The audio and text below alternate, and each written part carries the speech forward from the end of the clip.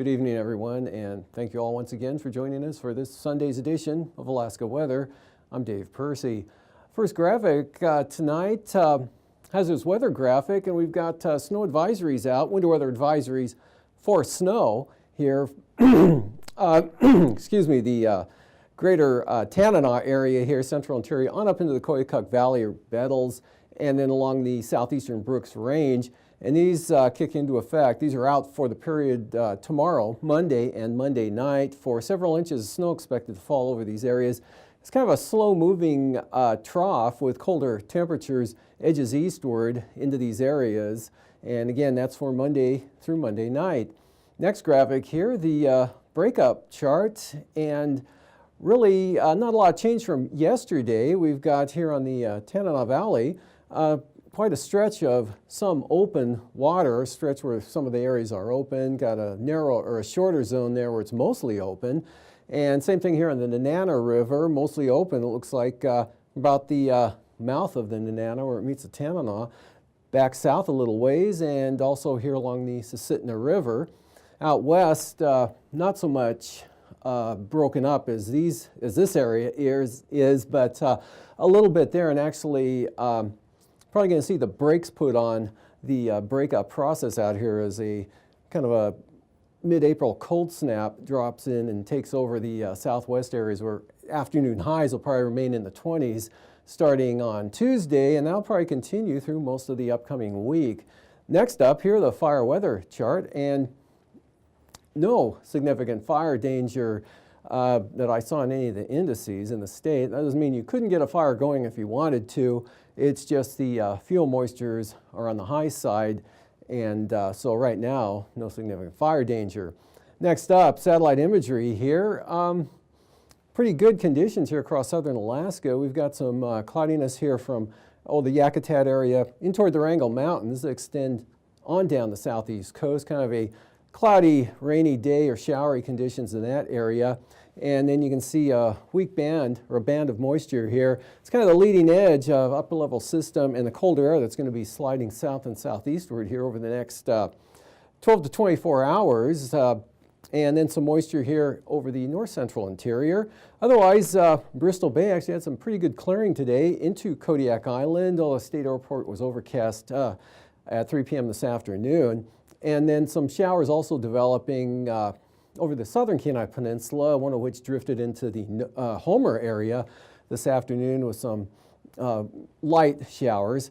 And then out here to the west, not so impressive system bringing some light rain, fog, and drizzle into the Fox Islands.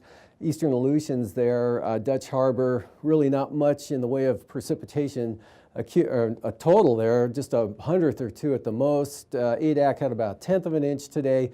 And then gustier winds bringing in colder temperatures, and mid-30s there at Shimei with rain and snow showers going on. Otherwise, look pretty good here over the Alaska Peninsula. Light winds, sunshine breaking out up into Bristol Bay. And again here over the southern interior, again these showers developing over the southern Kenai Peninsula. And again, pretty light and isolated, and depending on the elevation, of course, depends whether it was rain or snow.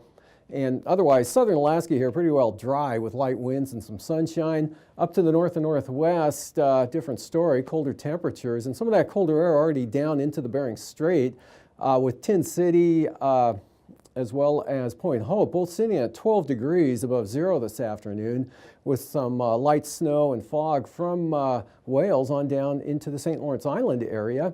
And snow showers and cloudy skies with fog and flurries across much of the Brooks Range on out to the north coast and the Arctic coast and north slope, and then showers here over the Panhandle. Nothing significant in far of rainfall. Again, Yakutat about 1/4 of an inch, and Cake picked up roughly 0.15 Otherwise, other reports I saw were just 1 to 300 of an inch. And for tonight, going to have an increase in the chance of rain again here along the coast as this weak front presses on up to the north. Otherwise, you got some lingering rain and snow showers. They're near just east of the border or near, and then up around Lynn Canal, but again, nothing significant there. Dry, calm winds here across southern Alaska with areas of clearing, which could lead to some patchy low clouds or fog in areas, but I think that'll be the exception more than the rule.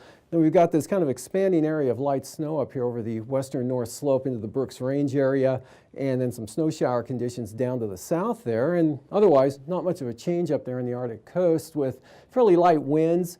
And here this front brings a chance of rain into the eastern Aleutians. Look for occasional light rain, fog, drizzle, IFR conditions there, flying conditions wise, edging in toward Falls Pass. And then gusty winds northwest could kick up to 45 miles an hour here, maybe even 50 miles an hour to the northwest with gale warnings out for the marine areas with rain and snow. And for Monday, still have this area with the upper level low pressure zone up there starting to come southward and eastward a little bit. So by tomorrow afternoon, definitely increase the snow shower activity here in the advisory areas on up to the Brooks Range, or probably by morning actually. And actually down here, those advisories kick in at 6 p.m. tomorrow afternoon. So that will be the increase in the afternoon there. Otherwise, mostly sunny southern Alaska, right on up into the eastern and upper Tanana Valley to actually the southeastern upper Yukon Valley zone, Eagle, and then maybe some showers developing over here toward the border. That's about it. Otherwise, partly mostly cloudy for the Copper River Basin. These showers mostly off the coast, south of Yakutat. And again, chances of rain greatest here from Port Alexander on down across Prince of Wales Island with that weak system there hanging off the coast. Could kick the winds up out of the southeast a little bit there. In fact, I believe there are 30-knot winds in the forecast there for the south coast in the marine areas there. So it could get a little brisk there. Otherwise, winds won't be much of a factor at all. And out to the west, this front elongates, spread some light rain, fog chances into the Alaska Peninsula. Winds on the light side here all the way back to Adak, and then kick up again here with the area tighter gradient here due to high pressure over Kamchatka Peninsula. And that tightens the gradient up on the back side of this low. So definitely small craft advisories, possible gale gusts, and that's about it. Taking a look into Tuesday, that upper level low here drops down. Cold air comes southward. Definitely a pretty good drop in the temperatures here over the southwest coast and even into the interior, with possible several inches of snow falling through the Kuskokwim Valley, right on up to the Brooks Range, and maybe enough of a gradient there for some blowing snow through the passes of the Brooks Range. Otherwise, north of the mountains there, it'd be more of a flurry fog pattern for the central and eastern Arctic coast, and not much of an accumulation of snow at all. It stays dry, partly to even maybe mostly sunny here over the eastern interior, right on down into south central Alaska, Bristol Bay, Kenai Peninsula. Chance of a shower or two for Kodiak Island. Same thing there for Yakutat.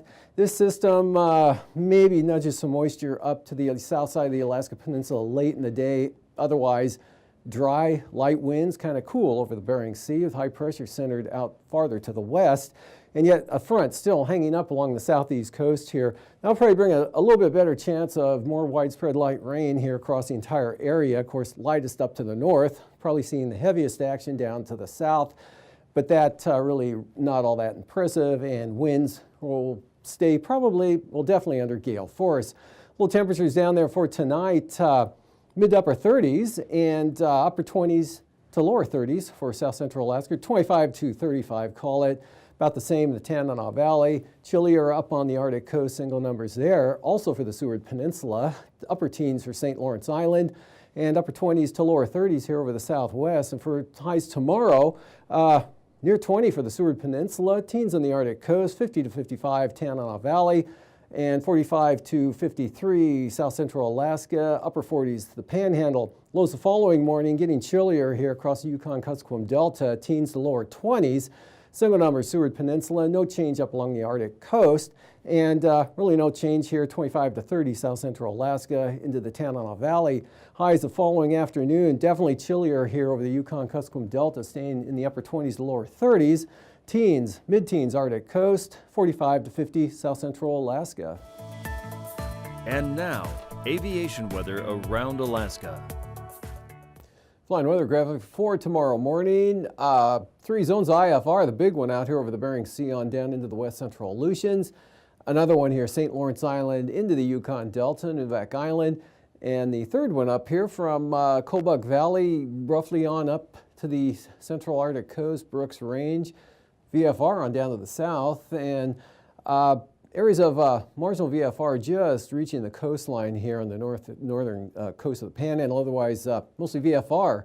And then for tomorrow afternoon, we've got IFR associated with that system approaching the southwest coast there, Prince of Wales Island, starting to move in, otherwise marginal VFR mostly, or if not completely, off the North Gulf Coast with VFR, Bristol Bay, Kodiak, right up across southern Alaska into the upper and mid-Tanana Valley. IFR back here to the west and northwest across the Brooks Range into the North Slope. And now just one zone IFR here, roughly from Unalaska into the Alaska Peninsula. And for Tuesday morning, we've got a zone of IFR here associated with the upper level low and the snow and lower conditions, really from the Arctic coast here, right on across the Brooks Range down into possibly the northern Kuskokwim Valley. Marginal VFR on down in toward northern Bristol Bay over to the Alaska Range here, and in some cases even just east of the mountains, and a little bit here, basically VFR over the southeast interior from the White Mountains on down to the North Gulf Coast. Marginal VFR for the Aleutians and a patch IFR there for the Alaska Peninsula. Marginal for the Panhandle. Afternoon, marginal VFR holds here over all of the southeast coast in the forecast there with, again, VFR, Prince William Sound, North Gulf Coast, Cook Inlet. Marginal, though, for Kodiak Island, and holding VFR, southeast interior, Copper River Basin, again, up into the upper Tanana Valley and 40-mile country. And then you get to the White Mountains or so, and you pick up some marginal conditions, and that becomes a little more widespread off to the north and definitely to the west here. And some VFR over the central Bering, right on down to Adak and Atka, back to marginal for the western Aleutians. And passes, Manituvik tomorrow, mostly IFR throughout the day on Monday, and Adigan, marginal VFR, and then becoming IFR by noon or after. And then Lake Clark and Merrill, VFR. Rainy, though, could start out possibly marginal, but then becoming VFR for most of the day, and rainy will be VFR. Otherwise, Isabel, marginal VFR, starting the day out, becoming VFR late in the morning, and Mentasta, a VFR day with Tanita looking good, wide open the entire day, either approach, Portage, VFR, and Chilkoot and White, VFR. Freezing levels tomorrow morning, really not a lot in the chart here, 2,000 feet right around the Aleutian Range, and otherwise just south of the Alaska Peninsula and here in over the southeast coast. Moving on to icing.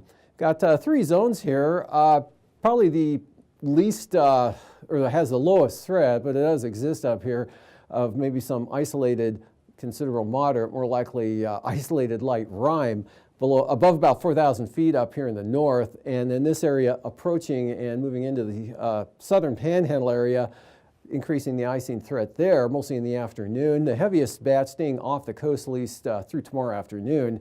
And then here for the Alaska Peninsula, another zone of areas of mostly isolated, considerable moderate here, above about 5,000 feet. And taking a look at the jet stream, chilly upper level low here over the western interior, and that's going to bring the colder temperatures southward here into the southwest interior, and the snowfall over the inland areas from the Kuskokwim Valley northward there. Again, that'll be mostly on Tuesday. But pattern setting up even tomorrow there. Otherwise, the main jet here, Pacific Jet, well to the south. And for 9,000 feet, tomorrow we've got a low center up there over the western Brooks Range area. And pretty light winds here over the interior, just maybe 15 to 20 in a narrow band on the eastern side of that. A little bit stronger here, 35 to 40. Starting to pull that cold air southward here. That'll continue to advance into Tuesday. North to northeast up to 35 or 40 knots for the Aleutians, western Aleutians. Light winds North Gulf Coast. And for 3,000 feet, increase in the winds here along the southern coast of the Panhandle in the afternoon. Light winds over the interior, very light winds. It's 5 to 15 knots everywhere here, but 25 through the Bering Strait, up to 35 over the western Aleutians. Turbulence, look for some moderate chop tomorrow here, mostly from Atka on out to Shimya, and also along the southeast coast, increasing turbulence in the afternoon, and St. Lawrence Island. again. I'm meteorologist Dave Snider with the National Weather Service for another edition of Alaska Weather Facts. And joining us again, talking about the augmented reality sandbox, is Eric Stevens from GINA, the Geographic Information Network of Alaska. And he's actually talking about a project from AKwx, which is the experimental program to stimulate competitive research. A lot of acronyms, but some really fun stuff today, right, Eric? You bet. We've got a learning tool that is a tool that's fun to use, and it really has a relevance to actually daily lives of anyone who goes outside and sees lumpy topography in Alaska. We've got a lot of mountains and such. You know, when I was younger and go on your first hike in the hills, say, you're given, maybe you're in the Boy Scouts or you get at the kiosk at the trailhead, a topographic map, a flat piece of paper with all these lines on it, bullseyes, long lines that curve back on themselves, say, perhaps things that look like this, a quadrangle or a topographic map. We've got here just to illustrate a couple of examples near Denali. Alaska has so much topography, so many mountains. And what are all these lines that we see? It can be tough to know what this means the first time you look at it. What we've got, all these lines represent lines of where the elevation of the topography goes through a certain level above sea level, say that this line represents where the mountains have gone from below 1,000 feet, mean sea level, up through 1,000 feet and above. That's your 1,000-foot contour. And when the mountain keeps going up, you're up to 1,200 feet, 1,400 feet, and so on. And that's how you get this little bullseye around the peak of a mountain. Kind of makes layered slices, right? Kind of like layered slices. Nice way to look at that. And when you see the lines are closer together, you're going up more steeply. If the mountain rises more slowly, it takes you longer in horizontal space to go through those different vertical increments. So that is really hard to visualize. Right. Imagine you're looking at a 2D piece of paper, two-dimensional piece of paper, but you're trying to understand what the three-dimensional world looks like. Well, enter the augmented reality sandbox. Yes, what is that? It is right here. We have the sandbox with us today, Sandbox 2.0, portable version. Sweet. Built up at University of Alaska Fairbanks. And we've got a couple of folks helping out today. Let's see, Alana Valaji, and she's a mechanical engineering student from the University of Alaska Fairbanks. If you want to give us a thumbs up there, Alana, thanks for helping us out today. And Courtney Breest, she's the outreach coordinator from AKwx, also helping us out today. Thanks, Courtney. And this tool here has a Microsoft Kinect to sense the level of sand in this sandbox. And then the Kinect feeds its information into a computer that then sends a signal to a projector to draw the appropriate topographic lines on this topography. The fun thing about this, as we can see here, is that the sandbox and its Kinect and its projector, they all work as a team. So here we've got a mountain in the middle of the sandbox. What if we took down the mountain to some degree?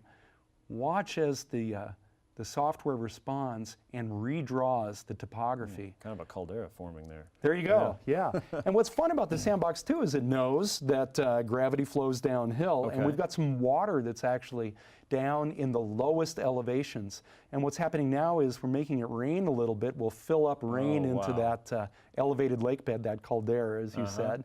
And so now water is pooled up there. And what if you gouged out an outlet channel? Glacial dam release. There you go. The water flows out.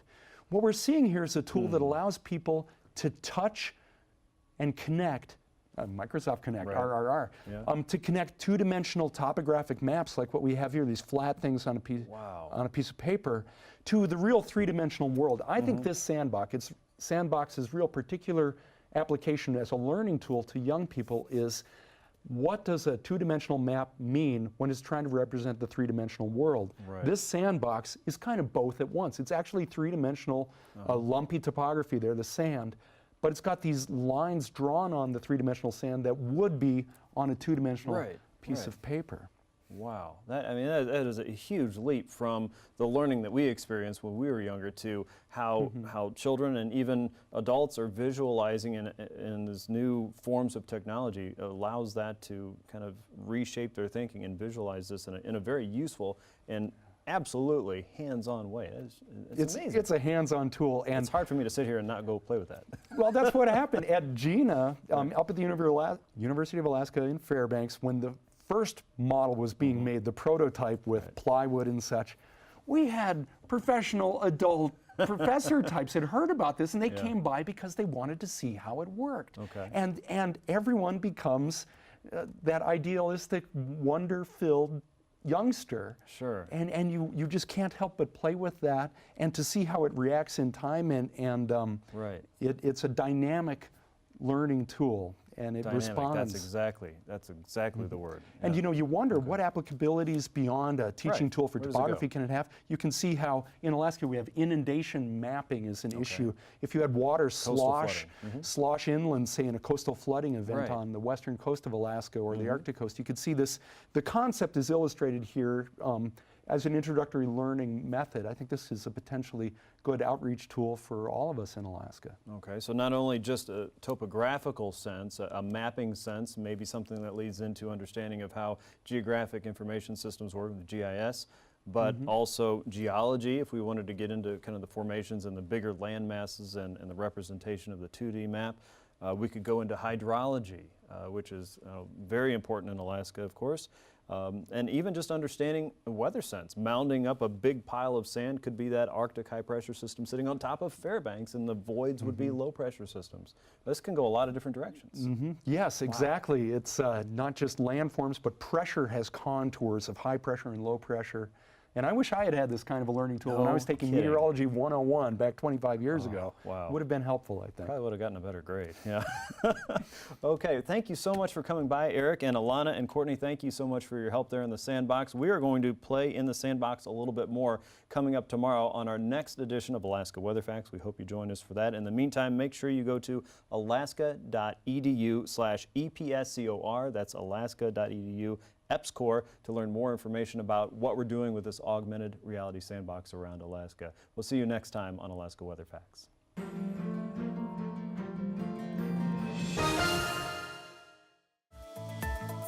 And now, marine weather around Alaska.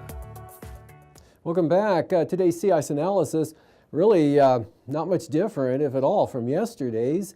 And any reduction in the sea ice here slowing with the colder temperatures moving in, and actually with the pattern during the upcoming week, probably see an increase here, maybe thickening up here over the, or near and west of Kotzebue Sound, and probably to a lesser extent south of the Bering Strait.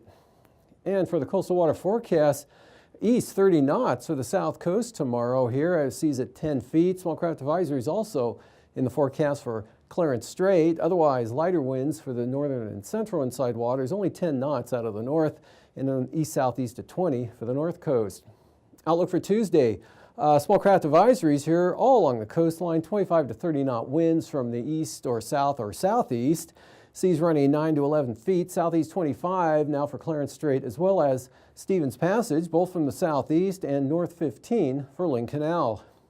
Prince William Sound, light northeast winds, 10 knots tomorrow. Same thing for Cook Inlet here, northeast at 10 with 1-foot seas.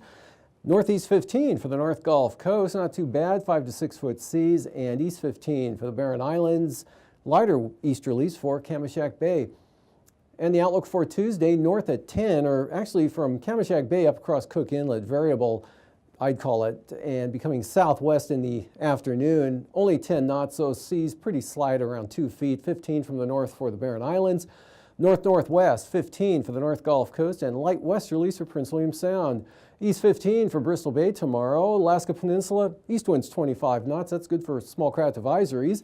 And then from Castle Cape to Sitkinak, 20 knots out of the east. Lighter east-northeast winds at 15 for Kodiak Island.